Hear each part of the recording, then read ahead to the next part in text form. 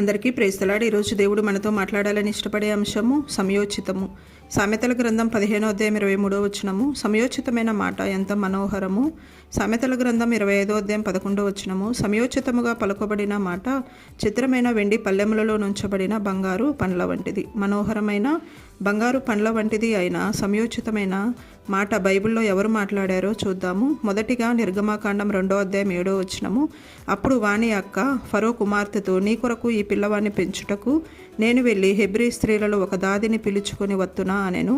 చూశాం కదా, సమయోచితమైన మాట మాట్లాడింది మోషే అక్క అయిన మిరియాము. ఈ మాట ద్వారా మోషే బ్రతికి పెద్దవాడై ఇశ్రాయేలీలను ఐగుప్తు దేశం నుండి కనానుకు నడిపించడానికి నాయకుడుగా చేయబడ్డాడు. రెండవది దానియేలు గ్రంథం 1వ అధ్యాయం 12వ వచనం. భోజనమునకు శాఖ ధాన్యాదులను పానమునకు నీళ్లను నీ దాసులకు మాకిప్పించి దయచేసి 10 దినముల వరకు మమ్మను పరీక్షింపుము.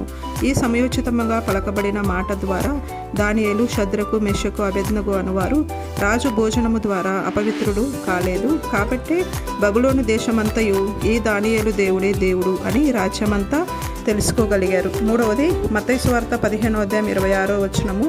అందుకు ఆయన పిల్లల రొట్టె తీసుకొని కుక్క పిల్లలకు వేయుట యుక్తము కాదని చెప్పగా ఆమె, నిజమే ప్రభువా, కుక్క పిల్లలు కూడా తమ యజమానుల బల్ల మీద నుండి పడు ముక్కలు తినును కదా అని చెప్పాను. కనాను స్త్రీ పలికిన ఈ సమయోచితమైన మాట వలన ఆమె కుమార్తె స్వస్థపరచబడింది.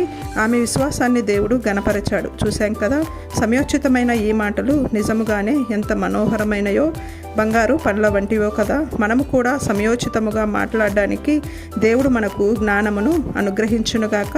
Praise the lord.